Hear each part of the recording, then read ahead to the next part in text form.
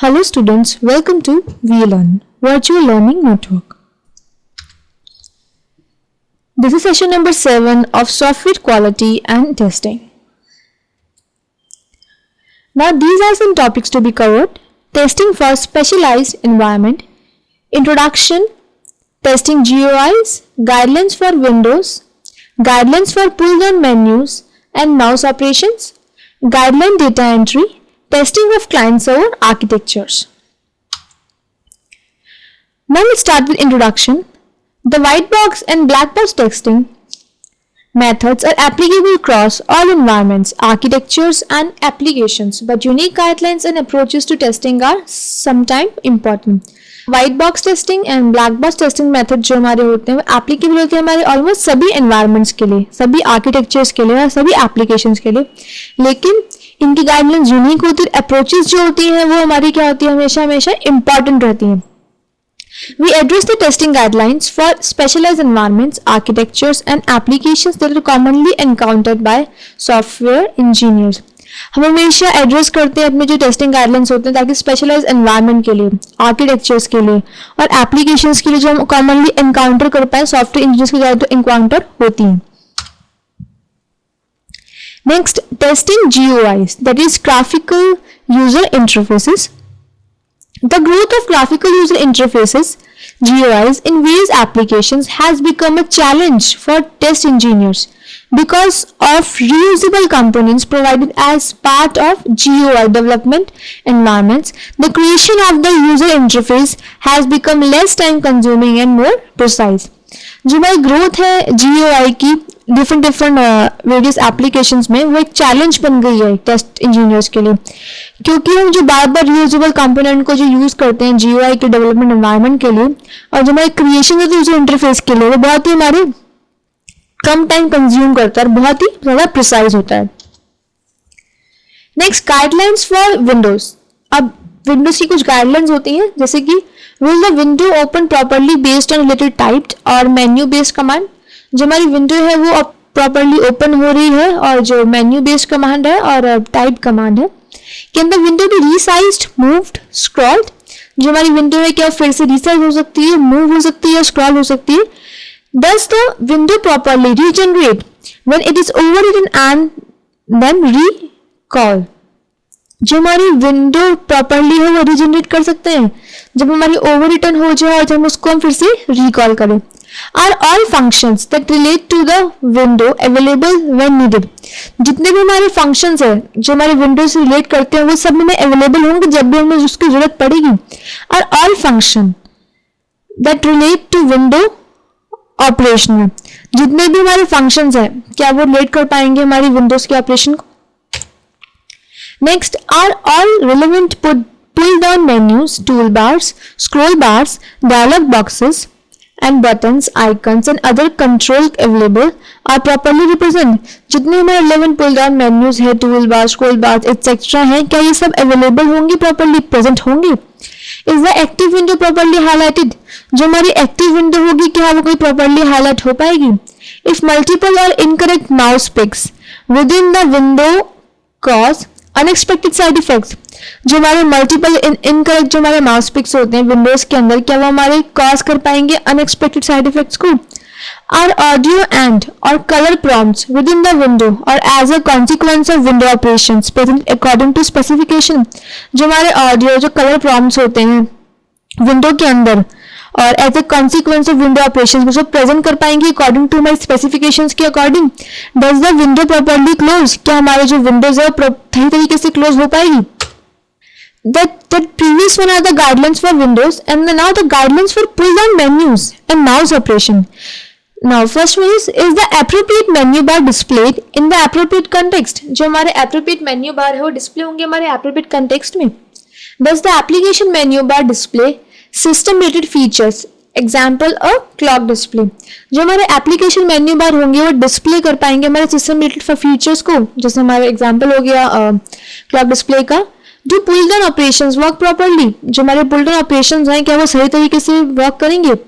Do break away menus, platters and tool bars work properly. जो हमारे break away menus और tool bars हैं कि हमारे वर्क प्रॉपरली वर्क करेंगे। Are all menu functions and pull down sub functions properly listed? जितने हमारी menu functions है और जो हमारे pull down sub functions हैं क्या properly listed हो पाएंगे? Are all menu functions and pull down functions again all जितनी हमारी functions हैं properly address कर पाएंगे हमारे mouse के through? Are text typeface size and format correct? जो हमारा टाइप फेस जो हमने टेक्स्ट का टाइप फेस लिया है, जो साइज लिया है, जो फॉर्मेट लिया है, क्या वो करेक्टली होगा? Next, guidelines for data entry. Now is alphanumeric data entry properly echoed and input to the system? जो हमारी अल्फान्यूमेरिक डेटा एंट्री होती है प्रॉपरली इकोड हो पाएगी और इनपुट दे पाएगी सिस्टम को to graphical modes of data entry work properly. Example है स्लाइड बार. जो हमारे ग्राफिकल मोड डेटा एंट्री के क्या वर्क प्रॉपरली वर्क कर पाएंगे? Is invalid data properly recognise? जो हमारे इनवैलिड डेटा है क्या हम उसको प्रॉपरली रिकॉग्नाइज कर सकते हैं? Are data input messages intelligible? जो हमारा डेटा इनपुट मैसेज है क्या वो इंटेलिजिबल है? Are basic standard validations on each data is considered during the data entry itself? जो हमारी बेसिक स्टैंडर्ड वैलिडेशंस है वो जितने भी हैं क्या वो उस तरह डेटा एंट्री को इटसेल्फ जो सेल्फ क्या वो कंसीडर कर पाएंगे? Once the data is entered completely and if a correction is to be done for a specific data does the system requires entering the entire data again? Does the mouse click are properly used? जो हमारे mouse click है वो properly use हो रहे हैं? Does the help buttons are available during data entry? जो हमारे help buttons हैं क्या हम उसको data entry के time पे available कर पा रहे हैं? Next, testing of client server architecture. Now the client server architectures represent a significant challenge for software tester. जो क्लाइंट सर्वर आर्किटेक्चर है वो हमारे अब चैलेंजिंग फेस कर रहे हैं, चैलेंज फेस कर रहे हैं फॉर सॉफ्टवेयर टेस्टर्स के लिए. The distributed nature of client server environments, the performance issues associated with transaction processing, the potential presence of a number of different hardware platforms, the complexities of network communication, the need to service multiple clients from a centralized or in some cases distributed database. जो हमारे distributed nature client server environment है, जो इसकी performance issues हैं, transaction process करता है वो. Next की जो पोटेंशियल पेंस होता है हमारे number of different hardware platform पे डिपेंड करता है. कॉम्प्लेक्सिटी जो है हमारे नेटवर्क कम्युनिकेशन की और जो नीड है हमारी सर्वर जो हमारे मल्टीपल क्लाइंट्स की जो डिफरेंट सेंट्रल डेटाबेस में आती हैं उन सब की हम बात करते हैं. That is comes under our client server environment. Now testing documentation and help.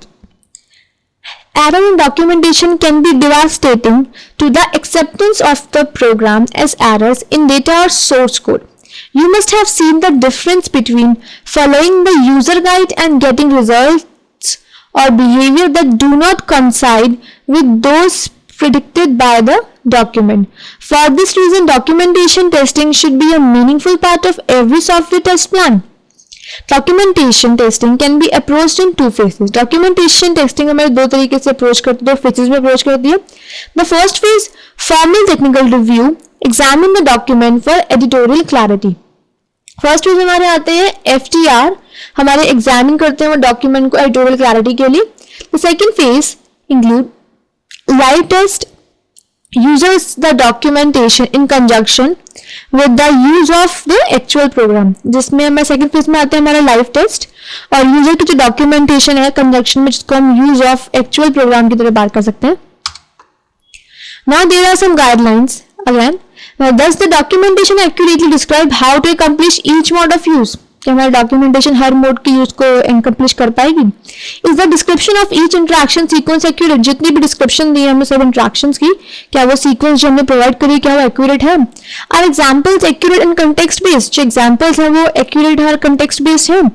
Are terminology, menu descriptions and system responses consistent with actual program? जो हमारी टर्मिनोलॉजी है, सिस्टम रिस्पॉन्सेज हैं क्या वो हमारे एक्चुअल प्रोग्राम के साथ रिस्पॉन्सेज कर रहे हैं? Is it relatively easy to locate guidance within the documentation? क्या ये easy है हमारा जो हम guidance locate करते हैं हमारे डॉक्यूमेंटेशन के साथ? Can troubleshooting be accomplished easily with the documentation? हमें डॉक्यूमेंटेशन के साथ साथ क्या हम troubleshooting को यूज कर सकते हैं? Are the document table of contents and index accurate and complete? जो हमारे document table के जो contents है, index हैं क्या वो accurate और complete है? Is the design of document, layout, typefaces, indentation, graphics conducive to understanding and quick assimilation of information? जो हमारा डिज़ाइन आता है डॉक्यूमेंट्स का, जैसे कि लेआउट, टाइपफेस, आइडेंटेशन, ग्राफिक्स वगैरह, ये जो हमारे कंड्यूसिव अंडरस्टैंड करते हैं और क्या वो क्विक एसिमिलेशन प्रोवाइड करते हैं आपकी इन्फॉर्मेशन के लिए. Now there are two questions that is one by yourself.